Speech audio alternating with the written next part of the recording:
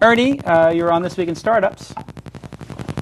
How are you Jason, thank you for taking my call. Okay, and so how long have you been listening to the program? I want to say it's probably been a couple months now. Really? Favorite show, favorite guest? Got a favorite guest so far? Yeah, I think I do. I think it would be Show 15, Roelof Botha.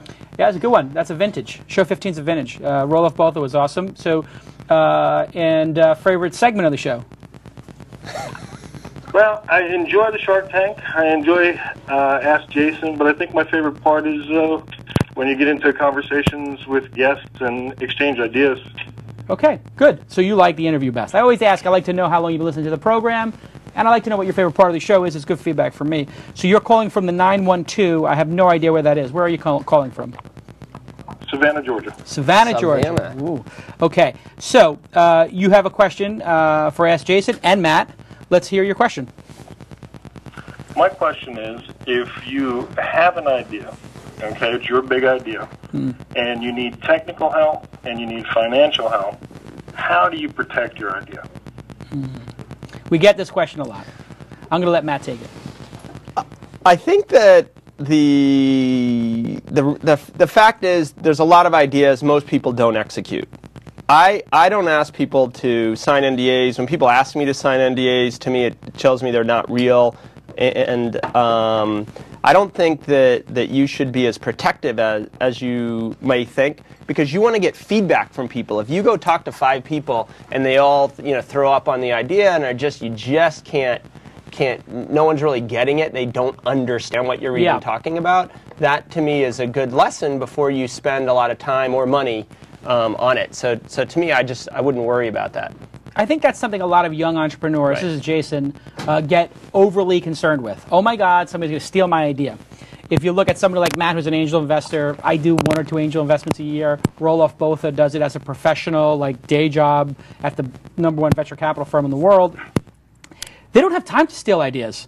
They've got companies to run, and they have plenty of options. And you can be sure that whoever has the idea for human-powered search, or this sort of knowledge exchange, he saw every company. He didn't tell me about it. I don't know what he saw.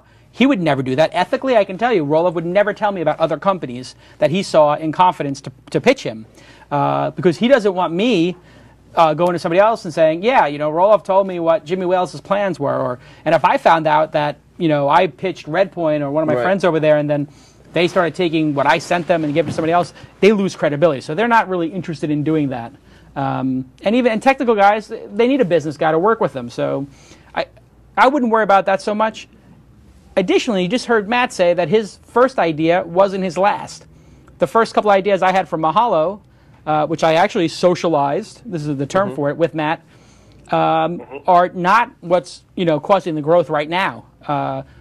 Unless you think that your first idea is your best idea you're ever going to have, I wouldn't worry about it too much. Right. And I can tell you for certain, your first idea is where you start is not where you're going to wind up. Right. In fact, if you look at Bill Gates' business, the Microsoft started as building software for programmers, programming languages. That's not what they're doing now. And all the profitability from Macs right now is coming from phones and MP3 players, which is not where they started. So I wouldn't worry about it too much. Okay. That being said, I wouldn't necessarily put your whole business plan and your roadmap on a blog. And some people are doing this. I don't know if you've seen there's a site. What is the site? Feature Voice or User Voice, I think is the site. And I was thinking about using this. So you give your users a voice on your site where they can say what features they want and then vote them up and down. And I just thought, this is brilliant. I hope competitors do this and put their entire roadmap on the site. I mean, it's so stupid. It's unbelievable. And so we were thinking about doing it, and I was I stopped myself 10 times from doing it.